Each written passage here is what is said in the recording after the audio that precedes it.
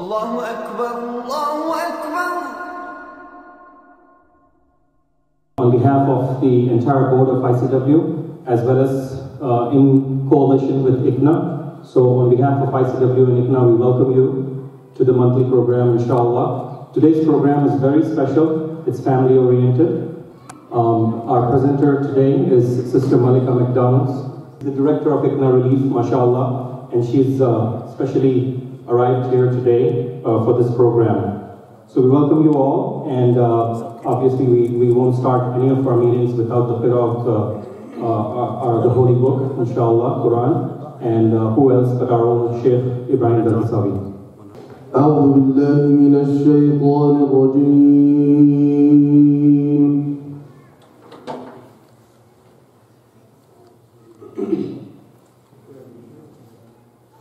بسم الله الرحمن الرحيم.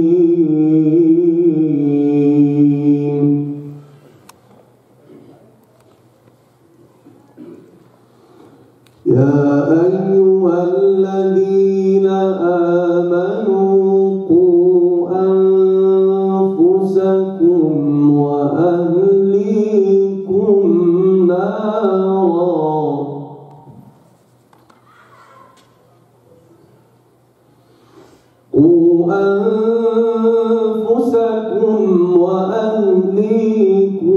نارا وقودها الناس والحجارة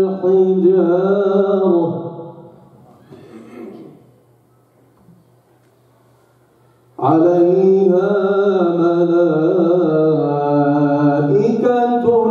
غلاظ شداد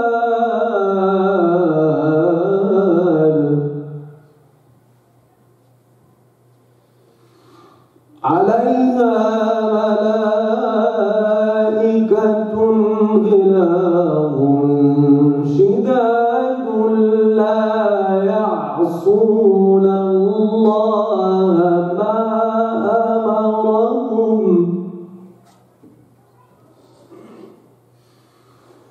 لا يعصون الله ما أمرهم ويفعلون ما يؤمرون.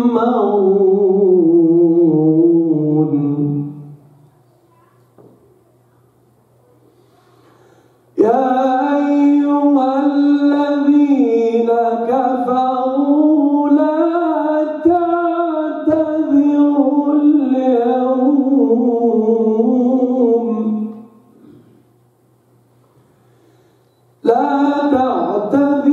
اليوم إنما تجزون ما كنتم تعملون.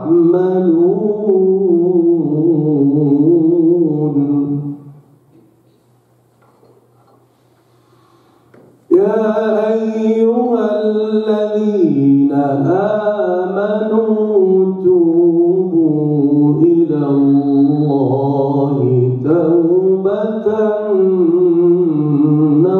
نصوحا توبوا إلى الله توبة نصوحا عسى ربكم أن يكفر عنكم سيئاتكم عسى ربكم أن يكفر عنكم سيئاتكم ويدخلكم جنات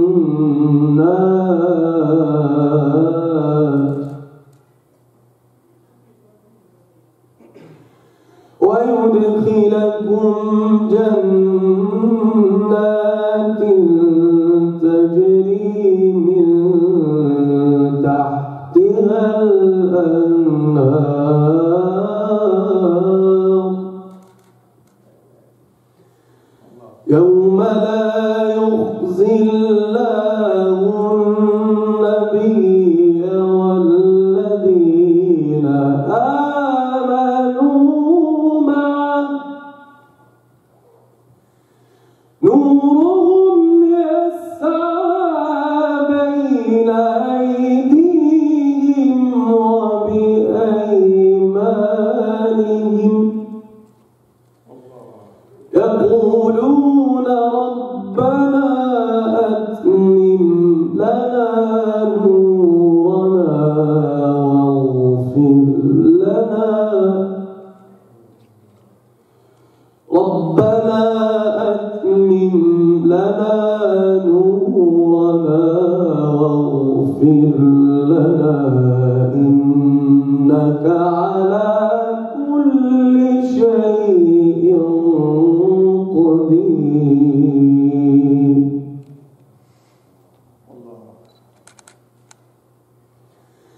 يوم لا يخزي الله النبي والذين آمنوا معه نورهم يسعى بين أيديهم وبأيمانهم يقولون ربنا أتمم لنا نورنا ربنا أتمم لنا نورنا واغفر لنا إنك على كل شيء قدير. بسم الله الرحمن الرحيم.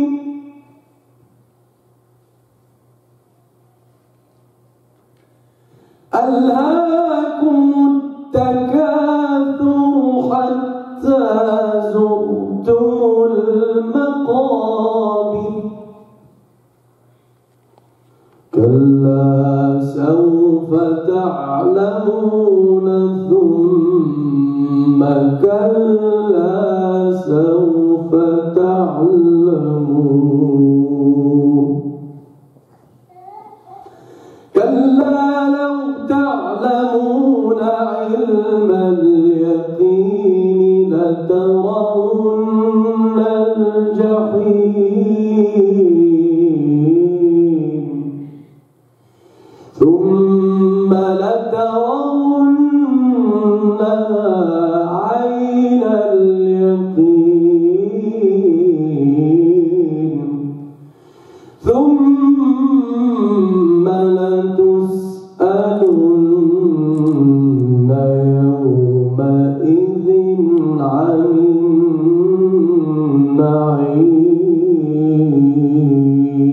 النعيم. صدق الله العظيم. Jazakallah khair, Sheikh Adran Al-Sawi. So while, mashallah, now I have the official bio of our sister in front of me, so I can give you all the right introduction that she deserves, mashallah. I was just reading it backstage and mashallah, I'm so impressed. May Allah bless her and may Allah accept everything that she has been doing. So Sister Malika MacDonald is an Irish-American Muslim who embraced Islam in 1995, mashallah. She's earned over 10 years experience working with at-risk, state-involved youth. While working at ROCA, Sister co-founded the Al-Huda Society, a multicultural youth and community development project focused on needs of the refugee families, mashallah. Sister's work within the community bestowed her with the prestigious U.S. Senator John F. Kennedy Leadership Award. She has served as the pioneer director of community organizing for Somerville Community Corporation, which earned her a fellowship at Harvard University's Kennedy School of Government. Upon moving to New York, Sister served as the assistant director of the 21st Century Community of Learners at Hillcrest Public School in Jamaica, New York, an in-depth after-school enrichment program too. Later, she joined the ICNA America in the Relief Division as an assistant director of the 9/11 Civil Liberties Project. While with ICNA Relief, she developed a successful homeless shelter model, opening the first shelter in 2008 in Jamaica, New York. Today, she oversees 12 facilities housing the homeless women, mashallah. So that was the script that I just read, but from my heart, what I can say is we are blessed to have our sister here today. She's going to talk about a very, very important aspect of Muslim families, how to remain as one family, and how we can learn from each other, and how we have to learn to take care of our kids, the tarbiyah, the right way of tarbiyah, and the right dealings, as far as I could understand. That's what she's going to be talking about, and she's also going to be touching on child abuse and domestic violence. So all this is like, it's there amongst us, but we don't talk about it. It's very important that we talk about it. So inshallah, and I think it's good timing. In a very bad way, it's good timing. But without further ado, I'm sure you don't want to listen to me. I give it over to Sister Malika, MacDonald. I probably don't need the microphone because I'm very loud. After all, I am American. Assalamu alaikum wa rahmatullahi wa barakatuh.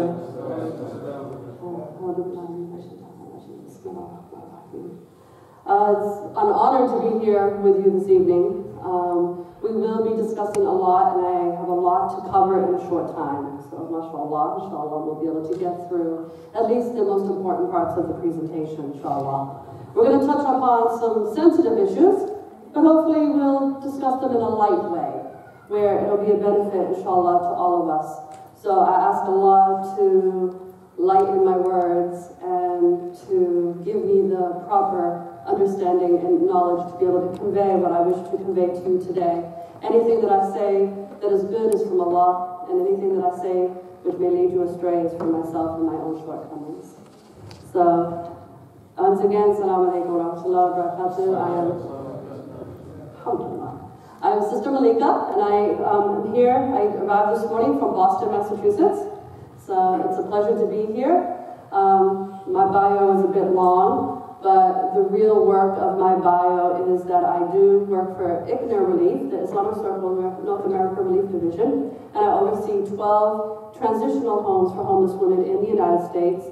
And I am the director of our field office in Boston, Massachusetts. And somewhat of my experience of this presentation comes from the work that I've done in the community for many years, working within the Muslim community and touching upon sensitive issues that are not normally discussed about, but we need to talk about. Once we bring them out into the air and out into the open, then it'll make it easier for families that are suffering to be able to come forward for help, inshallah.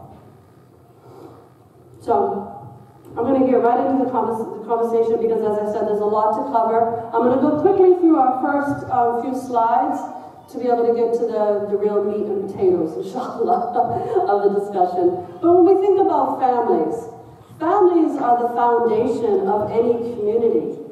Families are where our children are nurtured. And there are certain considerations that we should take into, think about before marriage, especially for those of us that are parents. Myself, I have 4 children, alhamdulillah, and I also have 8 grandchildren. So I've been parenting for quite some time, 32 years. So when we're thinking about our children who are going to get married, we need to be able to give them the proper information to have those conversations with them. So basic considerations that we should discuss before marriage is premarital counseling. I'm an advocate for premarital classes in the mosque, where young people who are considering marriage come and learn about what marriage in Islam is. What are their rights, what are their responsibilities, their obligation, and the roles that they'll have. Also really thinking about the foundation of a marriage, communication, companionship, which is a big one, growth, management, and respect. If we think about it, the home, the family, is our first university. This is where we are learning, when we're growing up, to become responsible adults. So these are the issues that we'll talk about in the beginning of the presentation. And then the last, which is the most important, is forgiveness. So I feel when we're preparing our daughters and our sons to get married, we should have a premarital interview. If we're applying for a job, we have to go to an interview. In the interview, you want to look at the person's qualifications, what is their experience, you want to see if they're a right fit for the job. Well, marriage is work, right? Marriage is work. So why would we not interview a potential spouse? And then, myself, I grew up in America. Our children are growing up in America. We need to be careful that we're not getting caught up in that dunya trap, right? You have Hollywood, Bollywood, all of these romance movies, even Disney, fairy tales and princesses. This is not real life. So we need to really talk to our young people before they get married, so they have a proper understanding of what marriage is and the work that goes into a marriage.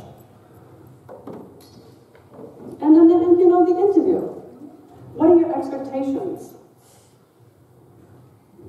Some blocking the screen. What are your expectations in marriage? I tell young women when I counsel them, before you go to an interview, before you sit down, make a list. Because chances are when you sit down for that initial interview, you're going to be too shy to ask the questions or you're going to forget about them. So make a list and talk about, think about beforehand. These are the things that hopefully, inshallah, if you've done this, it will ease the transition in the marriage and it will make for a closer relationship. So you should think about the expectations, qualifications, who's going to be responsible for what in the marriage. Are they committed for the long term? And then are they accountable? So the perfect match. What is the perfect match? There is no such thing. There is no such thing, subhanAllah. Marriage takes two people, but it takes two individuals. And I think that's where a lot of marriages get into problems and get into trouble. That they expect that their spouse is somehow going to be their clone, that's going to think like them, have the same likes as them, and that's not always the case. In a healthy relationship, that can be a good thing. So, two individuals plus one. Allah. So, it's a healthy marriage is two people coming together, understanding that they are two different individuals. I think that for myself in my marriage, alhamdulillah, my husband has his own things that he likes to do, I have my own things that I like to do, and then we come together where we have our shared commonalities. And that's okay, because there's trust in the relationship. He can do his thing, I can do my thing. So we have respect for one another, respect for our differences. But then we also have shared interests. There are things that we like to do together. And finding the time to do that. And then just mutual respect, having trust, communication. We're going to go a little deeper into these. So, in the premarital discussion, what are some of the things that you should think about and talk about? And these are things that, not just before marriage, these are things that you should revisit, and revisit often. 5 years, 10 years, 20 years after marriage, especially 20 years after marriage, because as we grow, as we mature, we change. We shouldn't be the same people we were when we first married. We should grow and advance, and our knowledge should grow, and our interests should grow. How are you going to maintain that marriage when that happens? So you want to revisit these things often. Expectations. What are your expectations out of your marriage?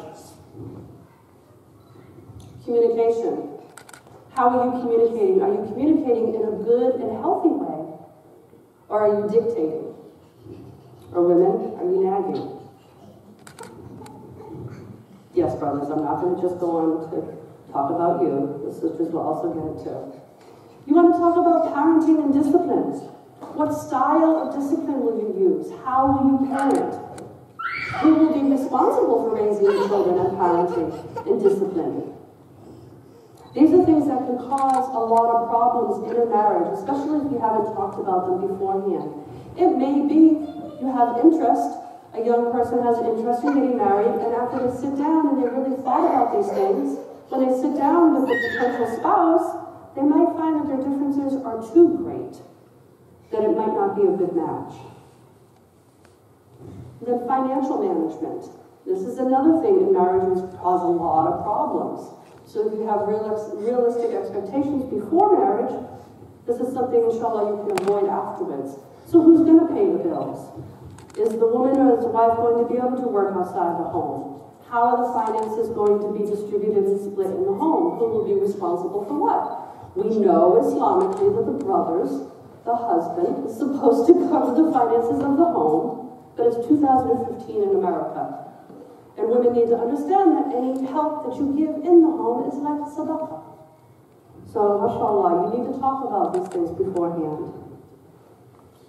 Education, careers.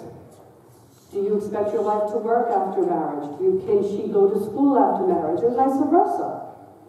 You know, how do you feel about, is he, the potential spouse, is his earnings halal? Is he working a job that you approve of? Is he working at a level where you'll be comfortable with? So all of these things need to be discussed, but then again, revisited over and over and over again. And then there's a right time and a place to have these conversations. And we need to be able to pick those times, because it's not in the heat of a moment where you might be angry or there might have been some issues going on in the marriage. That's not the time to talk. The time to talk is when things are calm.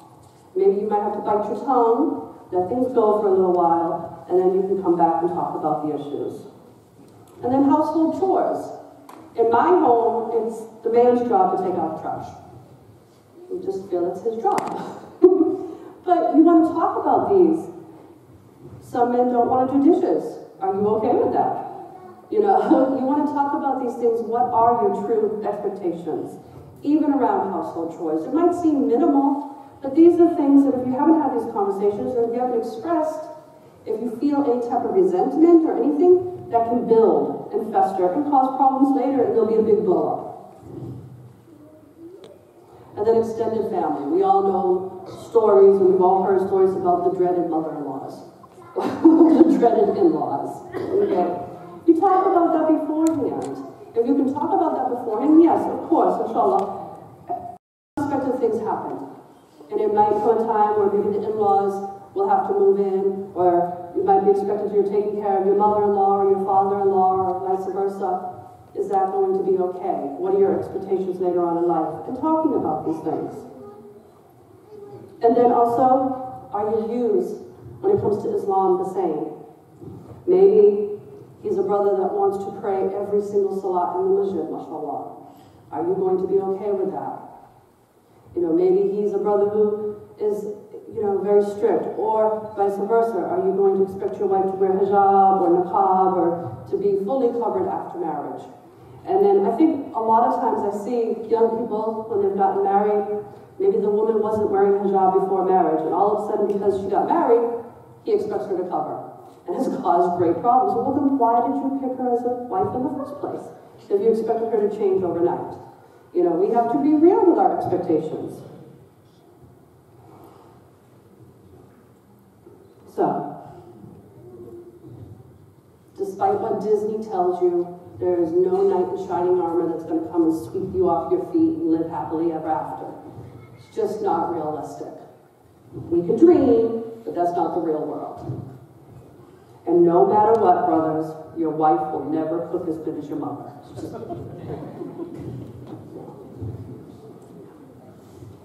So, do we know our roles? How extensively have we studied our roles in Islam? We're quick to say to someone else, well, you're obligated. But do we know what we're responsible for? So I think that having true Islamic knowledge and education before going into a marriage can really help have an ease, peaceful marriage, inshallah. And then do we know our rights? It's, you know, a two-way street. We need to know our rights and our responsibilities. And I think a lot of young people today are not, we don't see them in the masjid. We don't see them in Islamic studies. So where are they getting this? Again, if we go back to the first slide, the first university is at home. So as parents, we have a huge responsibility. We have a huge responsibility to talk to our young people about these types of things. But then we also have to model healthy behavior. So this was something that a very wise imam said to me when I got married. And it was beautiful, and it stuck with me. Love and mercy.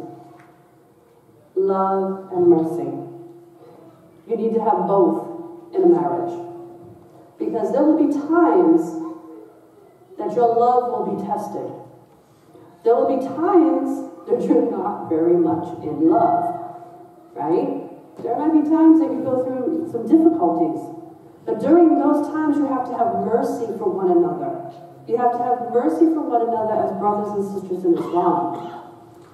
Because it may be that we hate a thing which is good for us and love a thing which is bad for us. So love and mercy are two very important ingredients in a marriage. So, who is the head of the household? Who's the head of the household? This is a question. The husband. You're wrong. Who's the head of the household?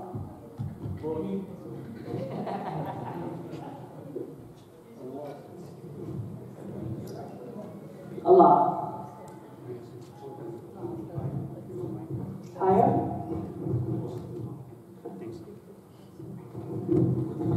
Allah is the head of the household. That worked. We should always place him in his proper place and understand that even during those tough times, if we're fulfilling our obligations, we're getting rewards nevertheless. We always should be seeking to please Allah first and foremost before our husband or before our wife.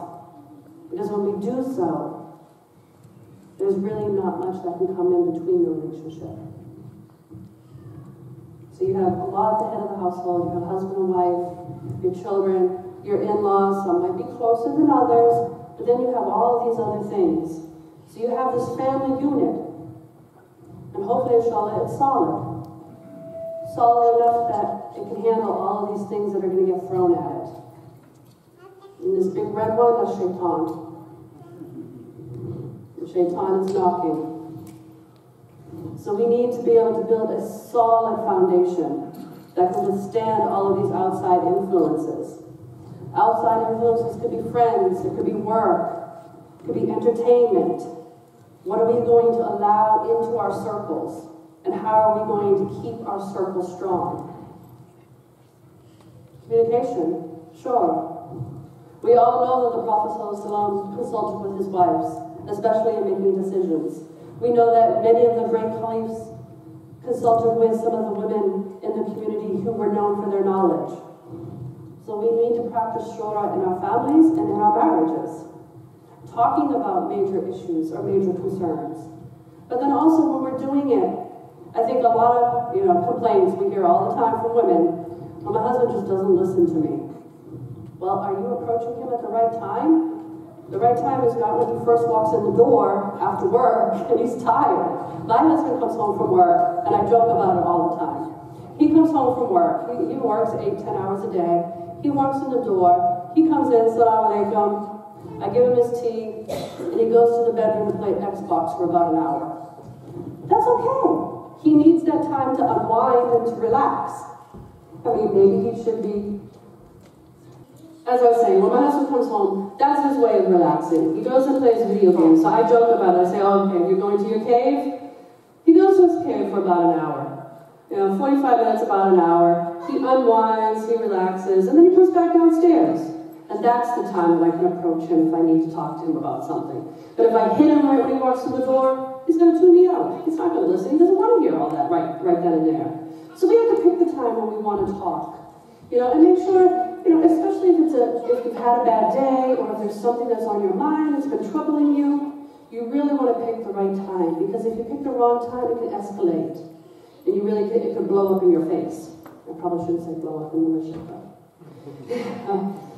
And then when we're talking, we should really be attentive, listening to what the other person has to say. But again, we don't want to go overboard. You want to know your limits. And we also have to be careful of what we say to one another, especially in a time where it might be frustrating or angry because you can't take back your words. And words hurt.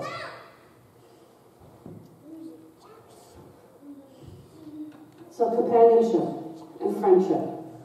Why do we get married? Why do we get married? I wonder sometimes, but seriously. Can we just skip, please? Can we please? So, in marriage, we're looking for companionship. We're looking for friendship. We're looking for someone to build a family with, inshallah. But again, as I said, marriage is not always love and romance. Marriage is work.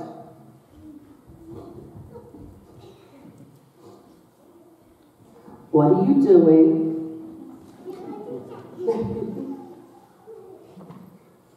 So if you think about it, you know, sisters, brothers, sisters, we go to sisters gathering and we sit down and we get together with our sisters and it's mashallah, oh you look beautiful, oh I love your hijab, or, you know, and we're so nice to our friends.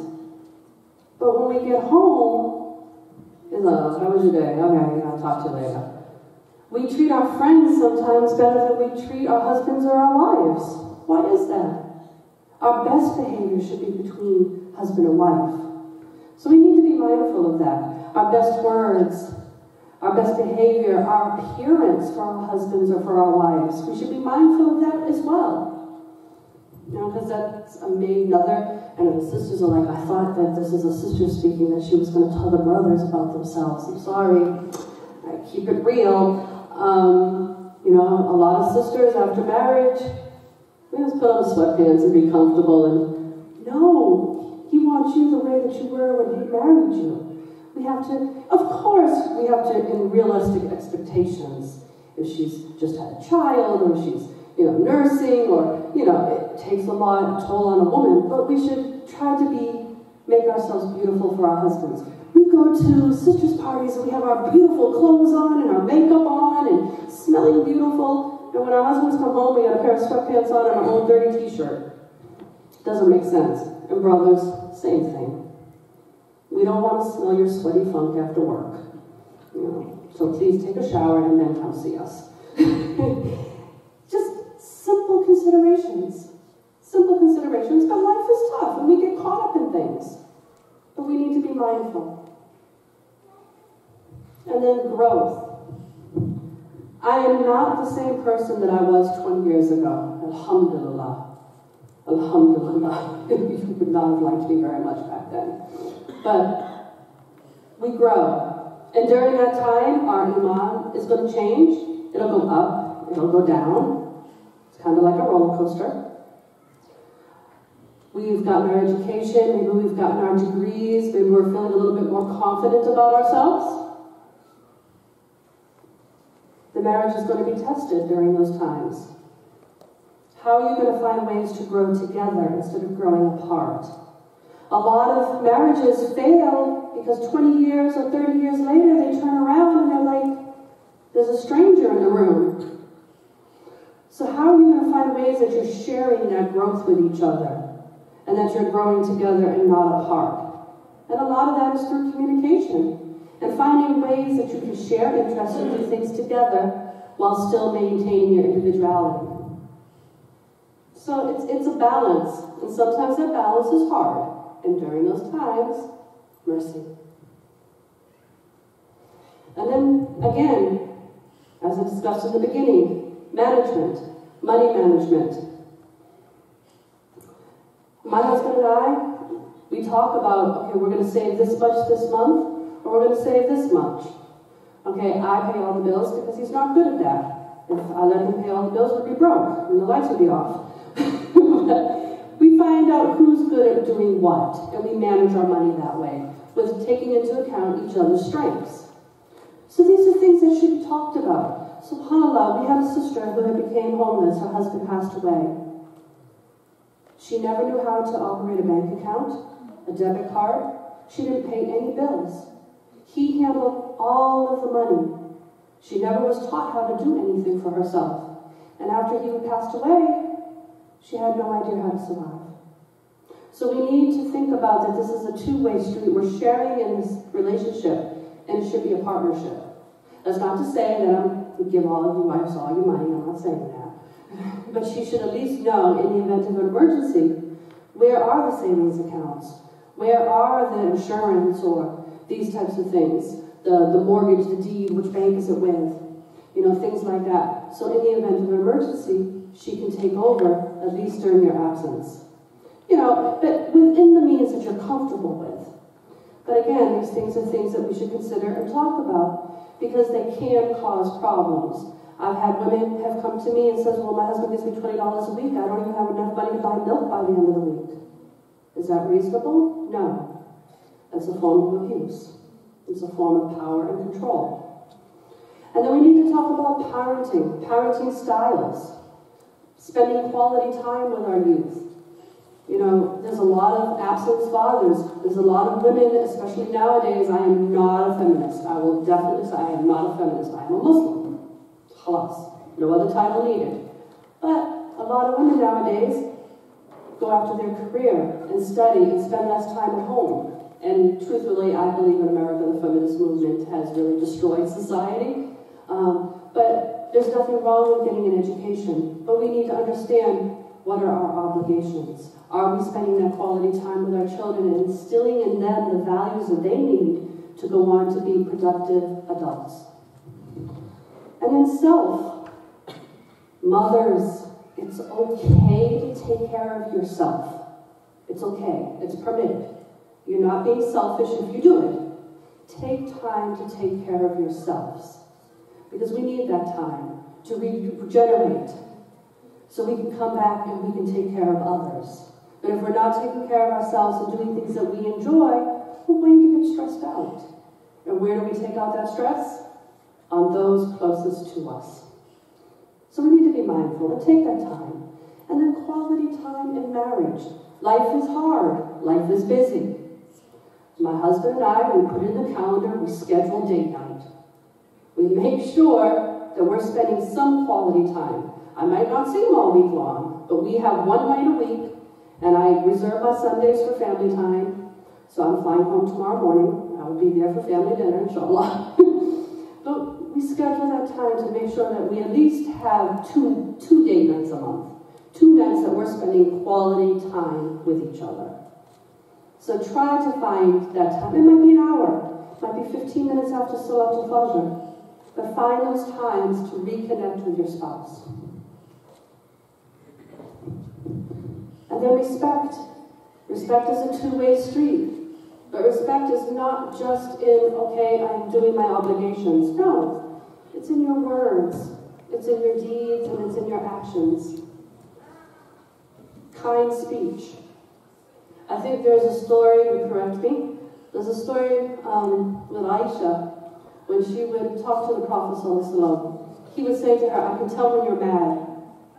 Because you would she would call him one name when she was upset with him, and then she would call him by his name, Muhammad ﷺ, when she was pleased with him.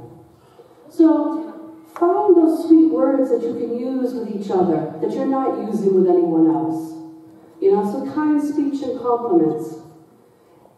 Doesn't matter as many times as you say that your wife is beautiful, she wants to hear it over and over and over again. Just say it.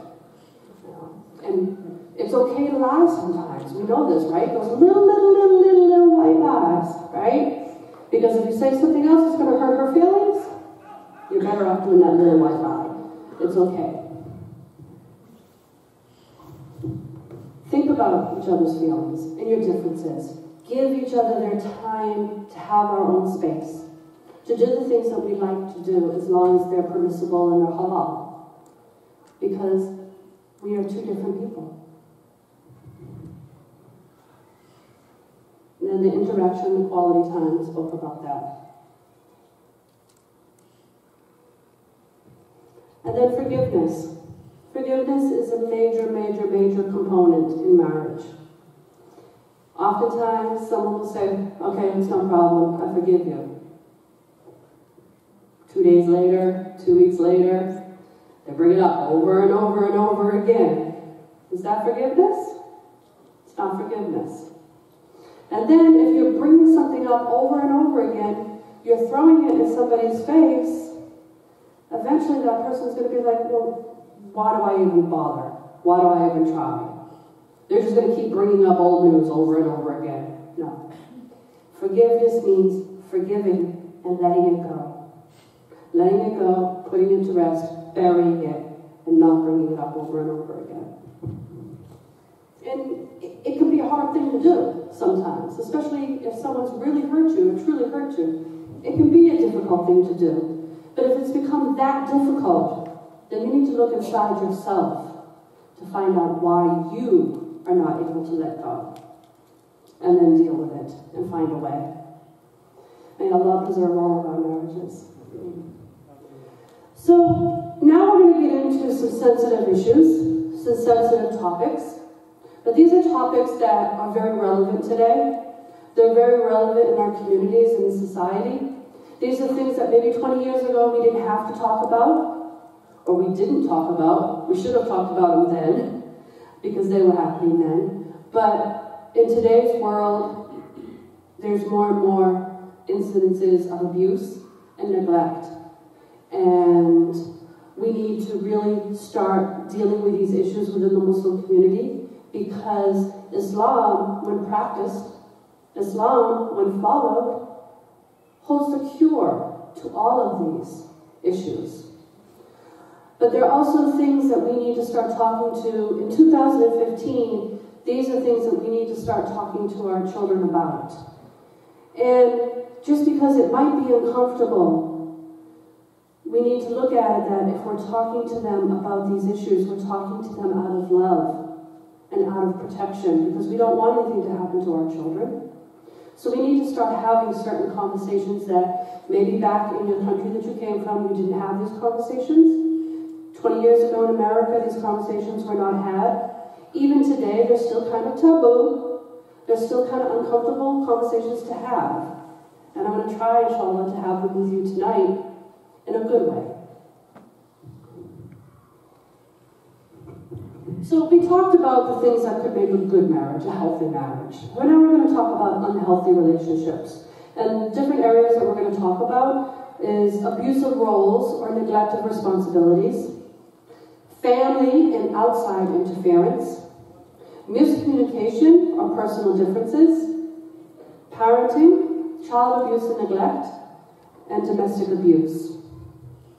And we need to be mindful of the Quran, where it says, if you fear a breach between the two, appoint an arbitrator from his people and an arbitrator from her people. And if they both went to set things right, Allah will bring reconciliation between them. And Allah knows all and is well aware of everything. But it's hard to ask for help. It's hard to go to someone to seek counsel. Our pride gets in the way, maybe cultural teachings or baggage gets in the way that we shouldn't share secrets outside of the home. And we shouldn't. But if it's unhealthy or it's damaging or it's abusive or hurting, we should seek help. And we should seek help from qualified individuals, not just... And I did a training a couple of weeks ago at Yale University in Connecticut. And it was the Imam Shura Council for the Northeast. And I did a training with a group of imams. And the training was on domestic abuse. And I told the imams, please, stop counseling. Stop counseling. You're not qualified. All due respect, our imams do tremendous work. But they study in fiqh, hadith, sharia, Quran, tajweed. They haven't studied counseling. That's not what they've gone to school for. We cannot expect our imams to be all things. I mean, may Allah give them strength. They do tremendous work. But I told these imams, find out who in your community is qualified. Even if they are non-Muslim, train them to be culturally sensitive. But find those people in your community who are qualified that you can pick up the phone and refer them to. So we need to, when problems start in relationships and in marriages, we need to reach out to those that are qualified. And there's no shame in doing that. If you truly believe in Allah, you will do everything within your power to preserve your marriage. So we're going to talk about abusive roles. Now, again, we need to go back to the basics. And as I said, this should have started before marriage. It should have started in adolescence. Maybe even a little younger, but at least by adolescence. prepare our young people for marriage and what that entails. We should be having open conversations with them. You know, and I don't understand sometimes why it's so hard for a parent to talk to their child about marriage. We want to send them off with the best knowledge possible. So we need to go back to basics. We need to study for ourselves. What does Islam teach us about being a husband and wife? What does Islam teach us about families? Sabr, having patience during those difficult times, right? Divorce rate in the Muslim community now is no different than the non-Muslim community. Divorce rates are astronomically high in the Muslim community nowadays, especially in some parts of the country. I'm not going to say where, but it's like everybody's been married to everybody within the Muslim community. SubhanAllah. We need to do better. We need to stop preserving. Marriage has become disposable, especially among the younger generations. So we need to have sabr. We need to learn to get through those difficult times. Once again, that love and mercy, having mercy for one another. And then dua. Never underestimate the power of dua. When I first became Muslim, my son said to me, he was in his teenage years, he said to me, well, when you had me, you were a Christian. So I'm not going to become a Muslim. When you had me, you were Christian, so I'm a Christian. I said, okay, be a good one. Because if I would have said, oh, no, you have to become a Muslim, he would never become a Muslim. But I made dua, and I made dua, I made dua. MashaAllah, he took Shahada 6 years ago. So never underestimate the power of dua. We will go through tough times in marriage. But if you're taking care of yourself, if you're still... I know when I come home from work, Sister here knows that we work hard in the relief field, long hours. There are days that I come home and I don't want to cook dinner. But I know that if I take out that pot and put it on the stove and I say, Bismillah, I'm going to get my reward. Easy. Simple. So if we still take care of our obligations in the marriage, even through the difficult times, and make dua, Allah will bring our hearts back together, inshallah. Outside interference can cause a lot of problems in marriages, and it's not just the in-laws. Friends. Are we spending too much time with friends? Media. Facebook. I'm a Facebook junkie. TV, internet. You know, I try not to watch TV. It's just junk. You know, but the internet, what are we being exposed to? These can bring issues. I mean, we say that, you know, it can bring shaitan into your home. Work. You know, are you a workaholic? Are you spending too much time at work? Is that interfering with your family? You know, housework. You know, is everything falling on one person in the home to take care of the housework, the cleaning, the chores, the laundry, cooking, so forth. Entertainment. Is your entertainment halal? You know, are you having halal entertainment, or is at home just, you know, oh, I gotta go home, I don't really want to spend any time at home? No. Are you finding time to have enjoyment? And then addiction. Addiction creeps into many American Muslim homes, both indigenous and foreign-born Muslims. There's a lot of addiction in the Muslim community, so we need to be mindful of that. And there's many forms of addictions, not just drugs and alcohol. So, checks and balances. We need to find that healthy balance and making sure that these things are not interfering in our marriage, because our first obligation is to our spouses, not to our friends. Well, our first obligation is to Allah. And then our families. So, miscommunication, okay, and personal differences. We might say something and it gets misinterpreted. The Prophet ﷺ, when he really wanted someone to understand, he would say something 3 times. 1, 2, 3. He would repeat himself. So he was clear. There was no misunderstanding what he was trying to say. Sometimes you might say something to your husband and he doesn't hear you. Say it again, but nicely. Okay? Making sure that you're communicating in a right way. Our husbands cannot read our minds. So oftentimes, and I know husbands, this happens a lot, right? Your wife will offer you and say, what's wrong? I'm fine. And you know something's wrong, right? We know she's upset, but she just says, I'm fine. And we just let it sit there and sit there and sit there. And we blow up, right? He can't read your mind. He's not mind reader. Okay? So we have to communicate.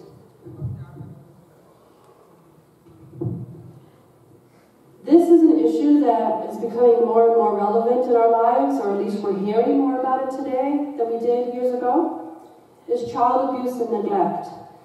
SubhanAllah, we have a lot of children in the Muslim community that are going into foster care, that have been taken, I don't know about here, but I know in other parts of the country, and I hear about it all the time, children that are being removed from the home for child abuse and neglect.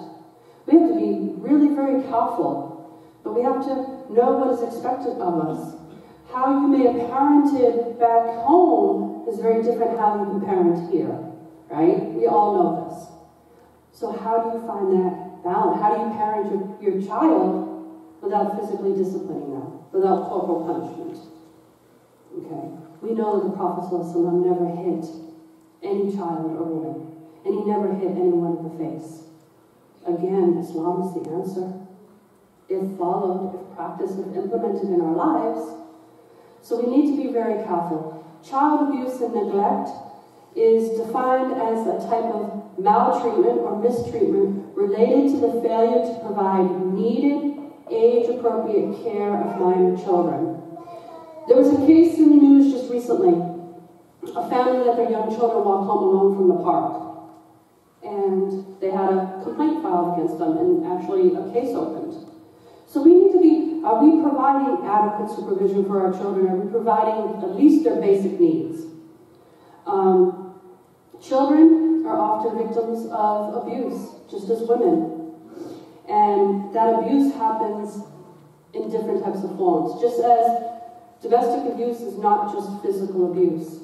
Domestic abuse can be physical, it can be emotional, it can be verbal, and it can be sexual. And we need to protect our children in this day and age. So we're going to go into how to have some of these conversations with our children to protect them. But again, some of this abuse happens in the home. And if we think about, as I said in the beginning, the family is the foundation of a healthy society. If there's abuse in a home, that child is going to grow up accepting abuse, or maybe going on to become an abuser themselves. But that child is going to school with your children. That child is going to have an influence on your children. So even though you feel that abuse doesn't affect you, it does, in some way, shape, or form. If someone is being abused in your community, that abuse is going to affect you in some way. And we know, and we are instructed that if one part of our body, the community, one person in the home hurts, we should all feel that pain. So we all should become educated and knowledgeable of domestic abuse, but then also how to intervene. And then we have to understand that a perpetrator, someone who might be looking to abuse our children, could be a relative, it could be a trusted family friend, it might be a position of authority, maybe a teacher, or a complete stranger. But are we having these conversations with our children to keep them safe? We think about, how am I going to talk to my child about these things? I'm going to just make an announcement right now, because there are children in the room. If you're a parent, you have children in the room, we are going to talk about some sensitive things, but in a good way. I'm not going to use any bad words or anything like that and go too deep, but I'm just letting you know beforehand. But when we think about having these conversations with our children, they're difficult, they're hard. So we have to think about them beforehand, but we also have to think about them just as you teach your children their ABCs. In 2015 in America, you have to have new conversations with your children to keep them safe. And if you look at this statistic at the bottom, it says there are 3 million reports of child abuse made in the United States every year. 3 million. That's staggering. Imagine 3 million children being abused. So that's almost 6 million children, because if you think about it, a family is usually more than one child in that home. So close to 6 million children are abused or neglected in the United States each year. Now, if you think about it, doesn't affect you, or if your children go to Islamic school, that's fine. Think about your tax dollars. Your tax dollars are covering foster care. Your tax dollars are paying for emergency room visits for people who are uninsured. This affects you in some way, shape, or form. The extra police, the hospital stays, foster care, programs, we are all in this. It does affect you. So, how do you frame having this conversation with your child? Again, as I said, you have to think about this as teaching them their ABCs, teaching them how to read and write, teaching them how to brush their teeth. You need to teach them how to be safe. Remember that you're having this conversation with them out of love. You're parenting your child in 2015.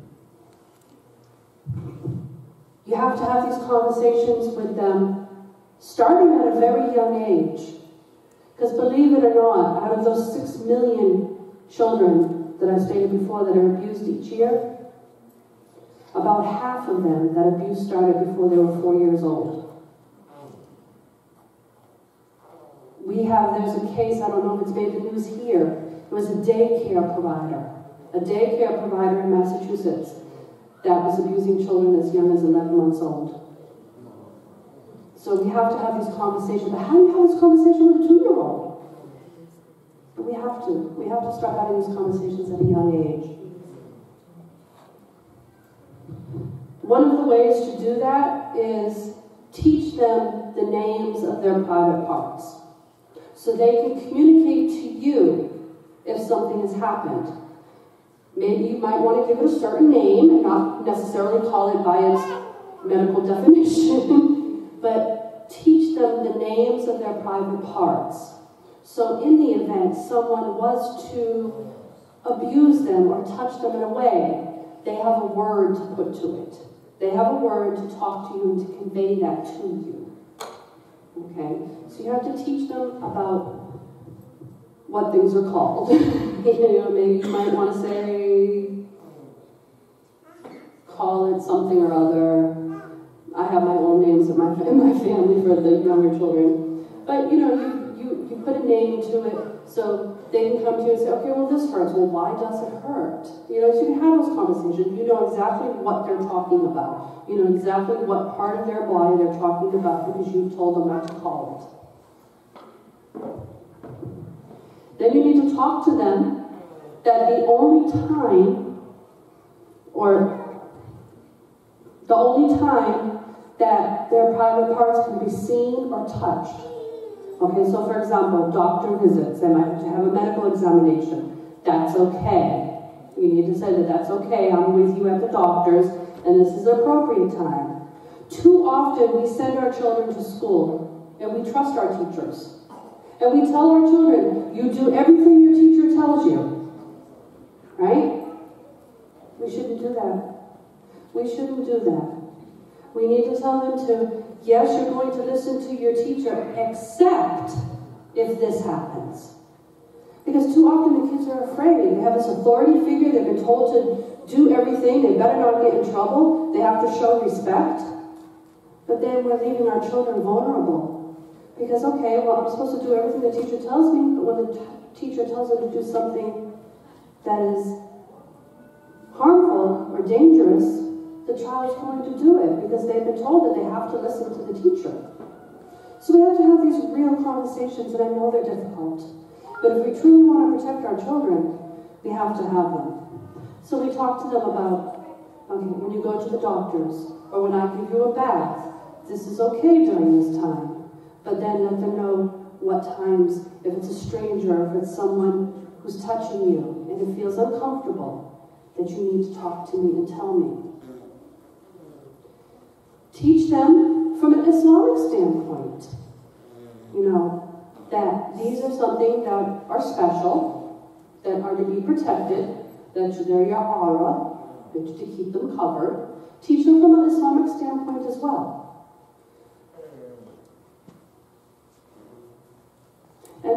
Teach them that they have control over their own bodies. Again, a stranger on the street, a teacher, maybe even someone you know.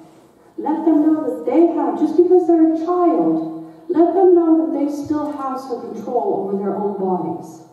And that not all adults are good. Not all adults are looking out for their well-being. We don't want to scare our children, but we need to give them the tools to be protected.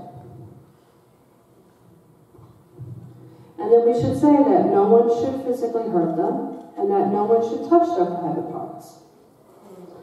And this is difficult because molesters or abusers, they do a lot to earn that trust of the child beforehand. It might take months or even years that abuser has been working with a child before they even touch them.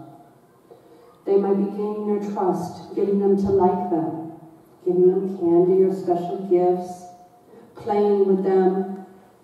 It's not something that happens right away usually. It's usually someone who has developed somewhat of a trust with them and tells them secrets or, okay, we're going to do this, and they start off slowly where the child doesn't understand what's happening. So you need to let them, you need to empower your children that if something feels uncomfortable, that they need to say something. You need to encourage them to trust themselves and to trust how they feel. And that it's okay if they're feeling uncomfortable and they should say no. And, you know, we need to give them also teaching them how to protect themselves. Say no, yell no. But we've seen videos, if you go on YouTube or so far, we've seen videos where strangers have tried to grab children off the street, and the child was screaming and screaming and screaming, and people just kept walking. They didn't want to get involved, they just kept walking. You know, the person that was trying to grab, this was staged, but the person that was trying to grab, oh, this was my son, and it was my daughter, she's just misbehaving, and they just kept running, and, you know, people just kept walking by. Usually help is not the best word for someone to scream. You need to teach your children to say, this is not my parent, this is not my father, this is not my mother. Or to yell fire. Because most people are afraid of fire and they're going to come and see where the fire is. But it was just a kid screaming, help me, help me, help me. And the adult is saying, oh, my son is just misbehaving, my daughter is just misbehaving. Most people, they don't want to get involved and don't walk by. So we need to teach them other words to be able to stay safe. But they need to say, this is not my mother, this is a stranger, please help me.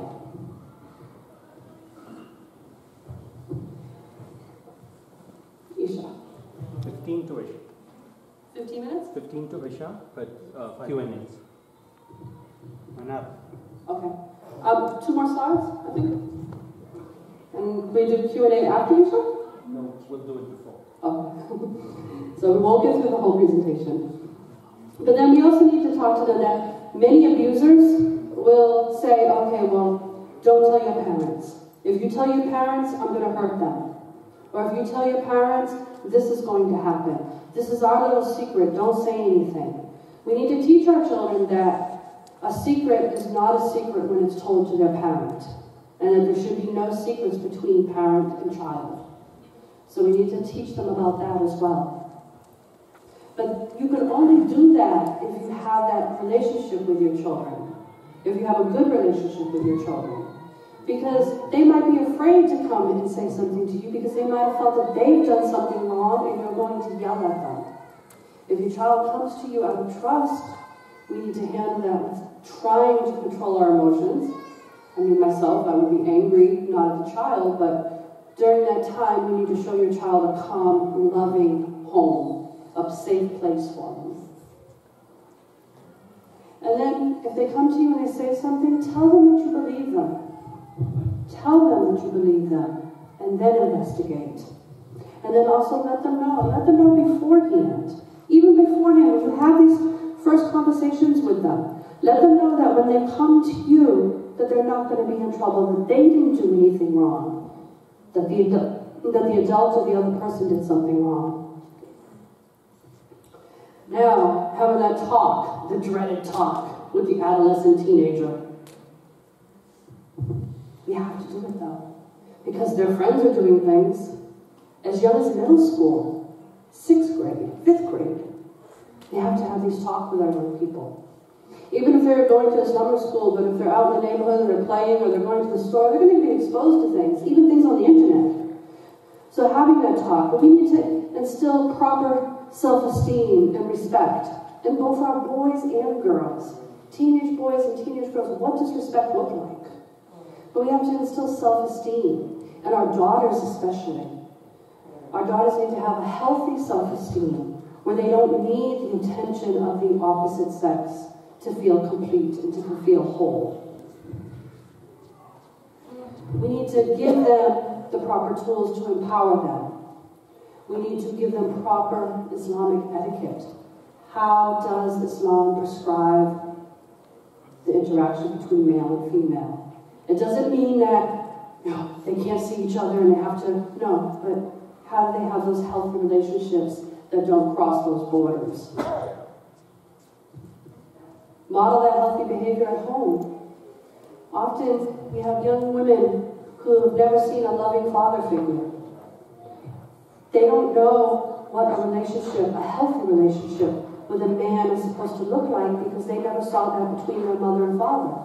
So we need to model healthy behaviors at home. Be careful what your young people are being exposed to. SubhanAllah, when I was doing this presentation, this picture right here in the corner, I put in a Google search. I Google searched Muslim teens, and then I went on images.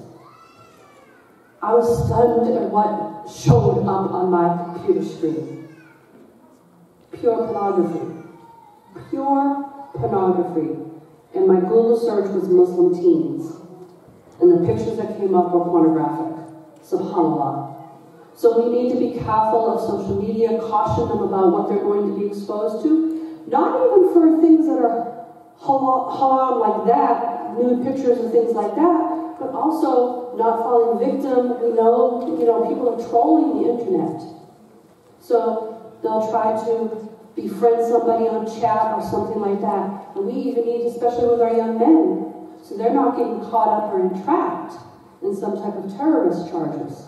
So we need to really monitor the internet use, but also talk to them about internet talking and chatting. I'm almost done, I promise. It's okay. Well, I'm not. Can I make one announcement very quick? Assalamu alaikum. We can delay Isha 10 minutes, please. Just to make sure that we get a little bit of Q&A real quick here, inshallah. I only have a couple points on this. So, then just talk to them about unwanted advances and even from trusted older adults. But we also need to we have a lot of conversations with our young women about being modest. How do we conduct ourselves? And those conversations with our young brothers too. A lot of our young brothers nowadays, especially in the inner cities, are very disrespectful. And are very disrespectful to women. Some of the Islamic conventions, I'm not going to say which one, but there's an Islamic convention where the brothers, the young teenage brothers, have a competition to see who can get the most phone numbers at an Islamic convention. So subhanAllah, we need to have these conversations with our youth. And then we need to have real talks with our young people about intimate relationships. We need to prepare them for marriage, and an intimate relationship is part of marriage. And we want them to have a healthy, intimate relationship. It shouldn't be a chore. It shouldn't be something that's dreaded. But we want them to have a healthy understanding of what it entails. And then be open to their questions. There's no wrong question. They're going to have a lot of questions.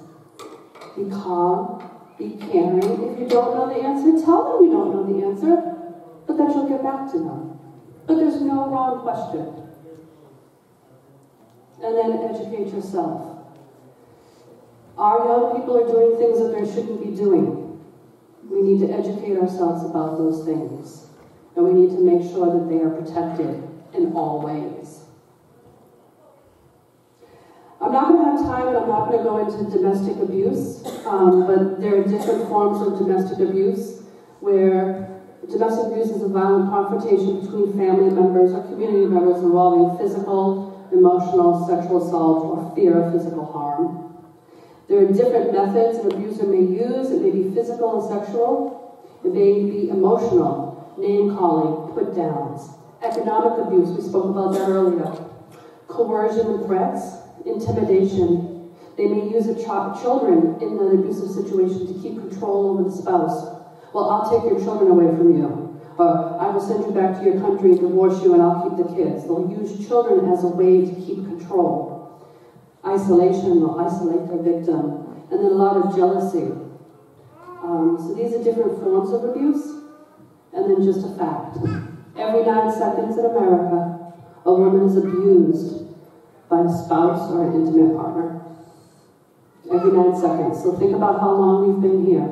How many women have been abused just during the time that we've been here. Another fact is 1 in 4 women will face domestic violence in their lifetime. 1 in 4. So chances are at least 3 to 4 women here will face domestic violence in their lifetime. There was more on the domestic violence part, but we don't have time.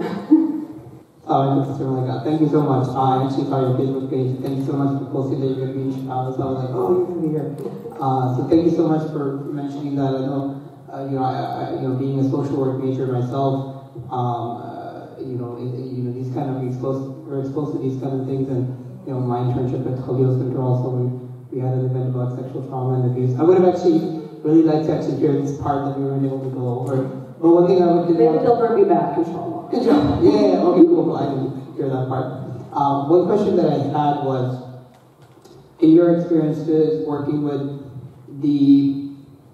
if you have, not the adolescent population, not the population that's in college, but the population that's graduated from college, is between that bracket of like 21 plus, 30, so 21 to like, I'd say 30. So within that realm, in terms of their interactions with the opposite gender and the struggles they've had, what are some of your experiences with that population? A lot of these conversations were not had with that group at a young age. They're finding relationships to be very awkward. And trying to walk a fine line between Islam and culture and being a Muslim in America, what does that look like? I find a lot of the college students who are graduating, young people who are graduating, because I'm old, so they're still young people and kids to me, but they don't know how to have a relationship, and they don't know what is crossing that limit. So they'll either go to one extreme or the next. I know a lot of young people who are in relationships. There are young people who are having hot-on relationships outside of marriage. And think about it, yes, it's haram, but then also think about STDs, sexually transmitted diseases, that they're being exposed to. But none of those conversations have been had about what those consequences, it's not just hell. And I think we're quick to say, you're going to hell, you're going to hell, you're going to hell. It's not just hell. Well, you were going to hell if you die from AIDS, yes, but if you contracted it the wrong way. So we're not having these conversations, and they're trying to navigate through all of this, and they don't have anyone to turn to. And I've had a lot of young people, and we have a lot of talk about it in Boston. My internship was at where Imam Swahib used to be, so my office was right next to his. And there's been a lot of conversations of how do we introduce sex education into Islamic school curriculum or into curriculum for the so-called young professionals. How do we introduce that in a halal setting? But those conversations definitely need to be had because we're losing a lot of young people. Assalamu alaikum. First and foremost, thank you very much for way overdue lecture to shed some light on a subject like this. Because we have this perception as Muslims that we are really immune and not vulnerable for such activities that take place within the American society, and we are part of this American society. It's unfortunate, but it's the reality on the ground. With that said, I have a question as far as fostering and foster homes. We are really lagging big time. We have many Muslim children and for the affected spouses too as well, on the other side of sheltering too. And those kids go to non-Muslim houses. They kind of adopt these kind of traditions, whatever it is that they are being exposed to. They never were, now they are. Is there anything down the road that you see and you're working on? Anybody is, as far as foster home for children, abused children, and for women, sheltering women as well? ICW Relief has worked on these issues in different states and throughout the country on trying to get families registered to become foster care homes. But there's a lot of misunderstanding and misconceptions about what that looks like. And also there's some cultural misunderstandings about, is it permissible to be a foster parent? We all know the story of the Prophet ﷺ. He had an adopted child, right? That's pretty much foster care. But they think, okay, well, I'm just going to get a baby. That's all I want. I want to adopt a baby. And we don't think about fostering. Just think about the immense rewards that you would get for foster care. The foster care system is mandated to place a child in a home that most closely resembles their religion and culture. But they have no Muslim families to place the children with. They're willing to work with us. They want to work with us. It's been very difficult to get families to come forward to register and to go through the training to become a foster care home. It's very easy to become a foster care home. It's time-consuming and invasive. But it's about 8 weeks of classes. There's a criminal background check where you're fingerprinted. They look at your finances from the last 3 years, and they come and do a home study. The home study just to make sure that you have adequate space for the child. And once you've gone through that, they will place a child with you. You can say to them that you want to be a specialized foster care home, meaning you only want to take Muslim children. But then what do you do if the child you have a male child in the home and that male child reaches adolescence? There's a lot of these questions. Could it be an inconvenience to walk around in hijab all day? Yes. But just think about the reward that you would get for that. And you could have your private spaces in the home. So the foster care system is more than willing. They've been begging to work with the Muslim community to get homes registered, inshallah. Sister, I have a question about transitional housing for women. I was looking through, I cheated on your presentation and went forward. It's listed in Chicago, and I thought it would be apt if you can, or someone else from ICNA Relief, can give our sisters and brothers here more information about the shelter specifically in Chicago, because I had no idea there was one. Well, our facilities are not widely advertised, and we do that on purpose. We want to preserve women's dignity, but also protection.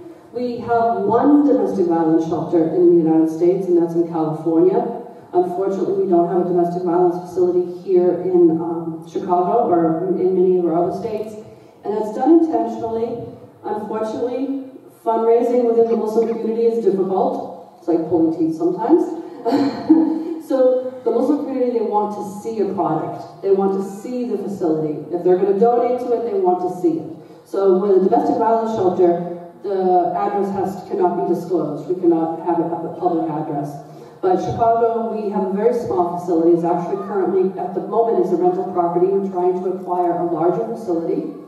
So we are able to offer temporary accommodations for a homeless woman. And our facilities are very different than a public facility and also non-Muslim facilities.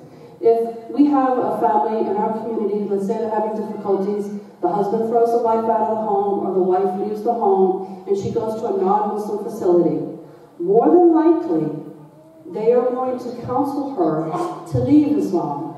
More than likely, they're going to counsel her to say, well, it's because you're a Muslim why you've been treated this way. If a woman comes to an ICNA Relief facility and we know that she's married, we are going to work with her to try to reunite the family, refer them to counseling, try to have the family some reconciliation when possible, if there's been no abuse or neglect. So the shelter in Chicago is very new. We had a building. Unfortunately, some codes and zoning didn't work out, but we did purchase a building. So we had to move to a different space. So we have a very small facility. Sister Saima is here, and she is the director locally here, and they are working on acquiring a 4-unit property. Four to six like apartment building to be able to house many more families. But we have 12 facilities in the United States currently, and last year alone, we housed 157 homeless women. So alhamdulillah. And I don't know if you've ever been to, if you're in social work, you should definitely go and visit some of the public shelters. But public shelters, especially in urban communities or in the cities, the things that go on in those shelters in the evening, really, I mean, there's drug use, there's homosexuality, there's a lot of things that women are exposed to at public facilities. So we're providing something that's different. And what we found is even non-Muslims like to come to our facilities. Alhamdulillah. Sisters, maybe a last question from the sisters' side since they didn't get a chance, because we'll inshallah, and we'll wrap it up inshallah.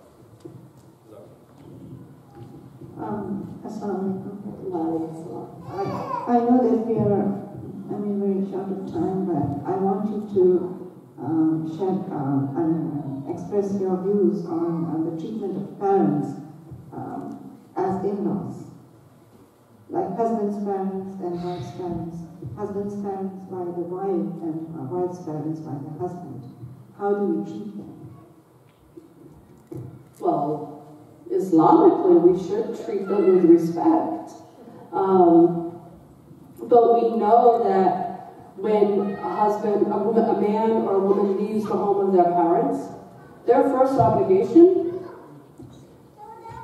is still to their parents, as long as it's within a halal Islamic context.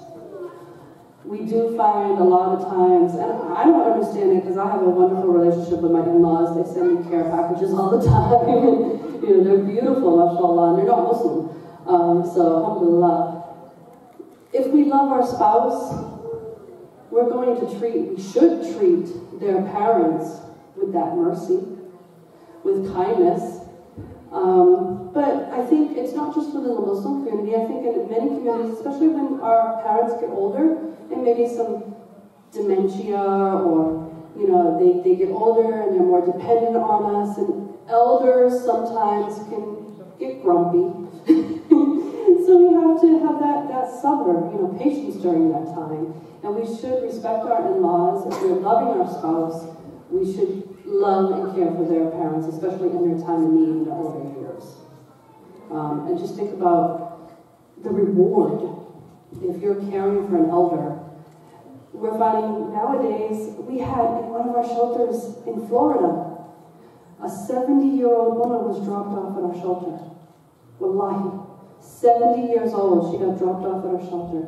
And she was crying and crying and crying. And the director was trying to talk to her. He's like, you're safe now, you're here, why are you crying? You're safe, you have a bed, you have a place to stay, you're safe. She's like, you don't understand, and she's crying. She said, the person that dropped me off was my son. Imagine that. But then imagine if your relief wasn't there, But we're finding more and more that even our own, older people, even their children are not caring for them. Alhamdulillah, my daughter said she will never put me in a nursing home. Alhamdulillah. So did I help a little?